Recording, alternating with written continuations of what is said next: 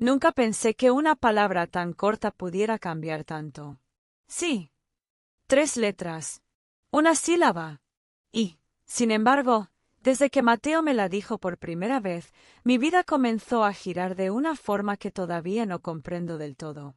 Me llamo Elena Martín, tengo 34 años y vivo en Valencia, en un pequeño piso cerca del barrio del Carmen.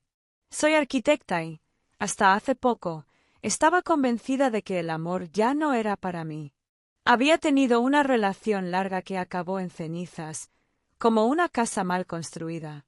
Desde entonces, me dediqué por completo al trabajo, los proyectos y a mis paseos solitarios por la ciudad. Valencia tiene esa magia. Aunque camines sola, nunca te sientes realmente sola. Ese martes por la tarde lo recuerdo con claridad. Había salido de una reunión eterna en el estudio y sentía que el mundo me pesaba encima. Decidí pasar por mi cafetería favorita, La Lumbre, un local acogedor con ventanas grandes que daban a la plaza y siempre olía a pan recién hecho. Pedí mi cortado y un trozo de bizcocho de limón, y me senté en la única mesa libre, junto al ventanal. Saqué mi cuaderno de bocetos y me puse a garabatear fachadas imaginarias, tratando de desconectar. Fue entonces cuando él apareció. Alto, delgado, con el pelo oscuro ligeramente alborotado por el viento, llevaba una carpeta bajo el brazo y una expresión cansada. Su camisa blanca estaba arrugada, y aún así, había algo elegante en él.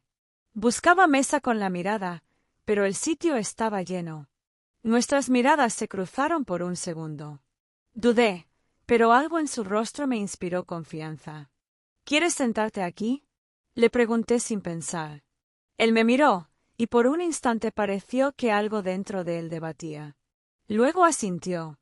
Sí, dijo con voz suave, como si el sonido le costara, pero al mismo tiempo le aliviara. No lo sabía en ese momento, pero con ese simple sí empezaba algo que no podría parar. Nos sentamos en silencio al principio. Yo seguía con mi cuaderno, fingiendo concentración, aunque sentía su presencia intensamente. No era una incomodidad, sino algo cálido, familiar. Soy Mateo, dijo de pronto, extendiendo la mano. Elena, respondí. Su apretón fue firme, pero no agresivo. Sus dedos estaban fríos. Charlamos un poco.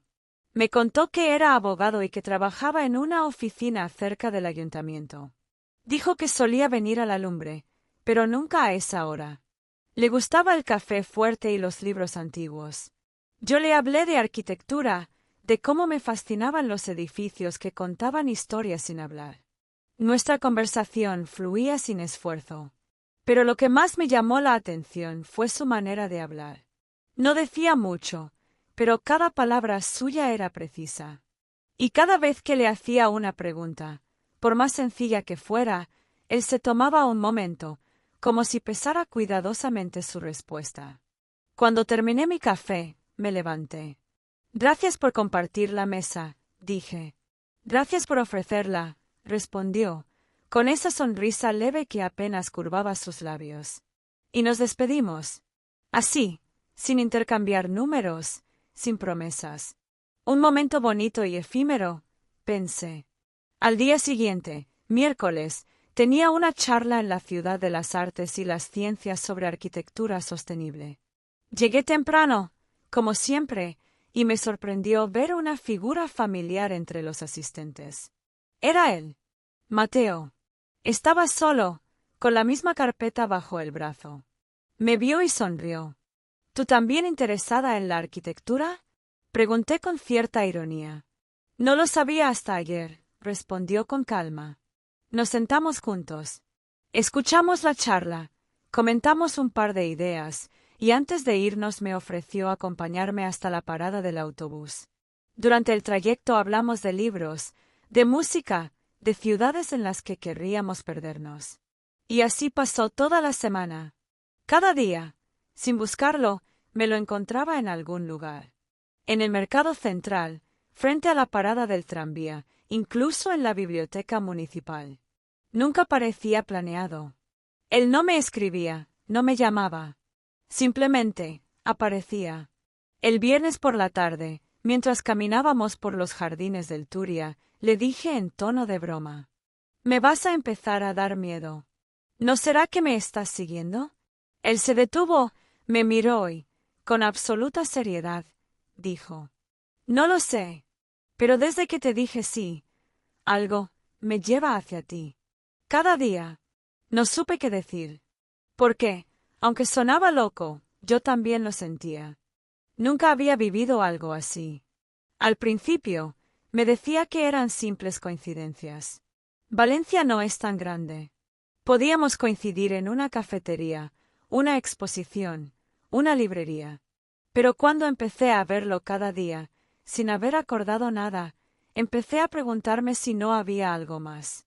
Lo más extraño era que cada vez que él decía sí, algo inesperado sucedía. Algo pequeño, pero fuera de lo común. Como si ese sí abriera una puerta invisible, un camino que no habríamos tomado de otra forma. Una tarde, en el mercado de Colón, le propuse con una sonrisa. ¿Te apetece probar ese helado de turrón? Él dudó, me miró fijamente y respondió. Sí. Justo en ese momento, empezó a sonar una canción en el hilo musical. Era una versión acústica de Historia de un amor, la misma que mi madre solía cantar cuando cocinaba los domingos. Me quedé helada.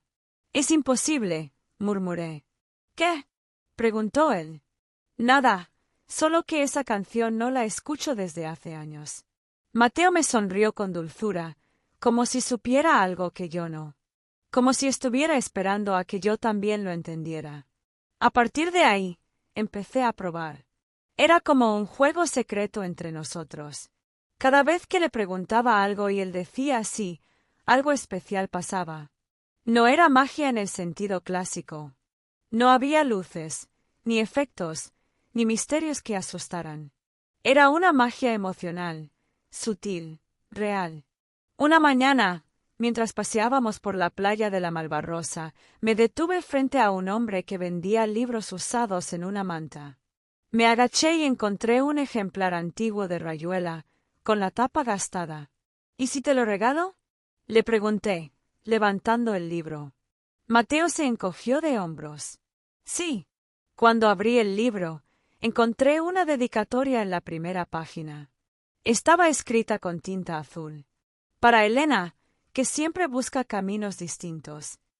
Sentí que se me cortaba la respiración. Mateo la leyó conmigo en silencio. ¿Es casualidad? Pregunté. Tal vez, dijo. Pero cada vez que digo sí, siento que el mundo se acomoda, como si alguien estuviera tejiendo todo desde lejos. A veces pensaba que me estaba volviendo loca. O enamorada. Aunque no sé si hay tanta diferencia entre las dos cosas. Una noche, después de cenar juntos en una pequeña terraza del barrio de Ruzafa, le hice la pregunta que llevaba días masticando. ¿Tú crees que esto que nos pasa tiene sentido? ¿O solo estamos buscando señales donde no las hay? Mateo tardó en responder. Miraba al frente, a las luces cálidas del restaurante. Luego dijo con voz tranquila. Mi abuela me enseñó que no hay que tener miedo a decir sí, pero que hay que hacerlo con verdad. Que cada sí, sincero, cambia una pequeña parte del mundo. ¿Y lo crees de verdad? Desde que te conocí, sí. Me quedé en silencio. Porque yo también lo sentía. Desde ese primer sí, mi vida había empezado a vibrar de otra forma. Como si todo lo que antes era plano, ahora tuviera profundidad. Un día, después de varias semanas de encuentros y sís, le propuse algo que cambió el ritmo. Mateo, ¿y si vienes mañana a ver la maqueta del proyecto que estoy preparando?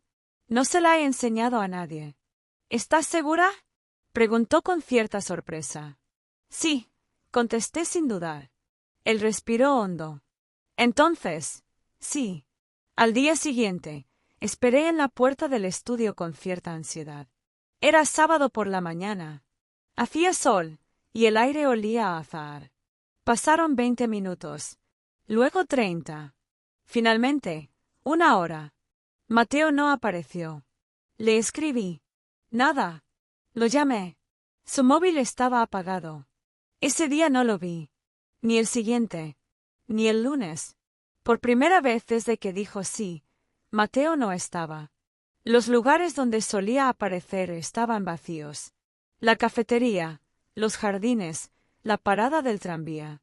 Todo me parecía extraño. Como si una parte de la ciudad se hubiera apagado. El miércoles, fui a su despacho, en una de esas fincas antiguas cerca de la plaza del ayuntamiento. Me recibió una mujer amable, su compañera. Mateo está de baja, dijo en voz baja. No viene desde el fin de semana. Me pidió que no diera detalles. ¿Está bien? Pregunté con un nudo en la garganta. No lo sé, sinceramente. Pero parecía asustado. Volví a casa con una sensación de hueco en el pecho. Me senté frente a la maqueta que había querido mostrarle, y de pronto, la ciudad en miniatura me pareció vacía, sin alma. Como si faltara una figura clave para que todo cobrara sentido. Esa noche soñé con él. Estaba de pie en la estación del norte, entre la niebla. Me miraba, pero no decía nada. Yo me acercaba, pero cuanto más me acercaba, más lejos parecía estar. Me desperté con una sola palabra en los labios. Sí. No estaba preparada para su ausencia. El silencio de Mateo era como una nota que se queda colgada en el aire sin resolverse. Cada día sin él era un eco, una repetición vacía de lo que habíamos compartido. Los sitios donde lo había visto una y otra vez parecían burlarse de mí.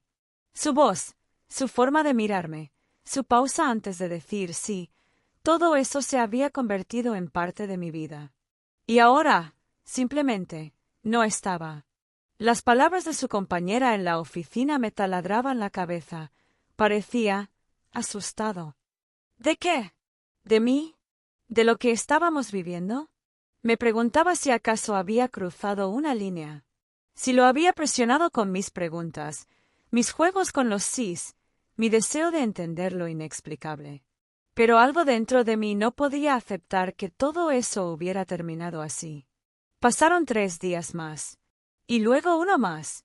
Hasta que, el domingo, recibí un mensaje. Era de un número desconocido.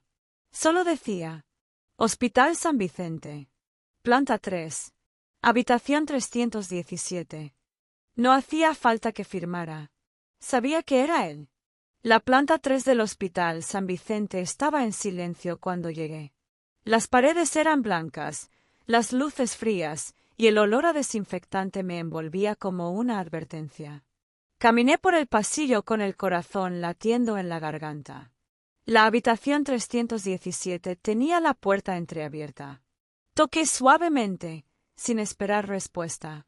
Y allí estaba Mateo, sentado en la cama, con una bata gris clara.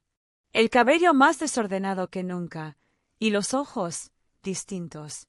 No eran los mismos ojos que me miraban en las cafeterías ni los que decían sí con ese brillo sutil. Ahora estaban apagados, como si el mundo le pesara. «Hola», dije, quedándome en el umbral. «Hola», respondió sin sonreír. Entré sin pedir permiso. Me senté en la silla junto a la cama, sin apartar la vista de él. Durante varios segundos no dijimos nada. «Pensé que algo te había pasado», murmuré. «Algo me pasó. Pero no físicamente». «Entonces, ¿qué fue?» Mateo se frotó las manos, como si quisiera calentarlas o borrar algo de su piel. «No sé cómo explicarlo, Elena. Cuando empecé a decir sí, sentí que algo cambiaba. Como si mis respuestas construyeran realidades nuevas. Como si, al abrir puertas, ya no pudiera cerrarlas. ¿Y eso te asusta?» «Sí», dijo, casi en un susurro. «Me asusta cuánto puedes cambiar tu vida con una sola palabra. Me asusta lo que empecé a sentir por ti.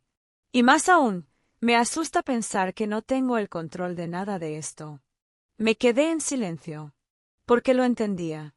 Porque yo también había sentido vértigo. Pero también había sentido algo más. «Yo no quiero que controles nada, Mateo. No busco respuestas mágicas. Solo quiero que estés. Que vuelvas a decir sí, aunque sea con miedo. Él me miró por fin. Por primera vez en muchos días. Y sus ojos, por un segundo, volvieron a brillar. ¿Sabes qué fue lo más extraño de todo? Preguntó. Que cuando dejé de decir sí, todo se detuvo. Dejé de verte, dejé de sentir esas casualidades. Como si la vida me hubiera cerrado la puerta. Entonces ábrela de nuevo. No es tan fácil. Claro que sí. Solo tienes que decirlo. Salimos del hospital una semana después. Mateo no estaba del todo bien, pero tampoco del todo mal. Era como si estuviera saliendo de un túnel. Empezamos despacio. Sin juegos. Sin retos. Solo caminábamos. Hablábamos. Compartíamos silencios. Pero algo había cambiado. Los sí ya no llegaban tan fácilmente. A veces, cuando se lo pedía, él dudaba. Miraba al suelo. No estoy listo aún, decía. Y yo lo aceptaba, porque lo quería entero, no forzado. Un sábado por la tarde, fuimos a ver el mar. Nos sentamos en las rocas, cerca del faro. El viento era fuerte y las gaviotas volaban bajo. ¿Puedo preguntarte algo? Dije, con voz suave. Mateo asintió. ¿Y si ahora fuera yo la que dice sí? A ti. A esto. Aunque no entienda todo, aunque no sepa a dónde vamos. Él me miró con esa expresión que tanto conocía. Esa pausa. Ese análisis interno antes de responder. Pero no dijo nada. Se quedó en silencio. Mateo, ¿puedes decirme algo? Lo que sea. Solo dime que estás aquí. Conmigo. Silencio. Dime sí. Solo uno. Uno verdadero. Nada. Al día siguiente, volví al sitio donde lo había visto por primera vez, la Lumbre, aquella cafetería del Carmen. Me senté en la misma mesa junto a la ventana. Pedí lo mismo. Saqué mi cuaderno. Esperé. No vino. Pasó una hora. Luego otra. Y cuando me estaba por levantar, el camarero se acercó con un sobre blanco. Esto lo dejaron esta mañana, a tu nombre, dijo. Lo abrí con las manos temblando. Dentro, había una hoja con una sola palabra escrita, en mayúsculas, con letra firme. Sí, pero sin firma, sin fecha, sin más pistas. Salí de la cafetería confundida, con el sobre entre las manos. No sabía si reír o llorar. Mientras caminaba hacia casa, sentí un escalofrío. Me giré, y lo vi, en la esquina, de espaldas, inmóvil. Mateo, grité, pero cuando corrí hacia él, ya no estaba. Gracias por acompañarnos en el canal En la Trampa de los Deseos. No olvides suscribirte, darle like y activar las notificaciones para no perderte nuestras nuevas historias. Nos vemos en el próximo capítulo.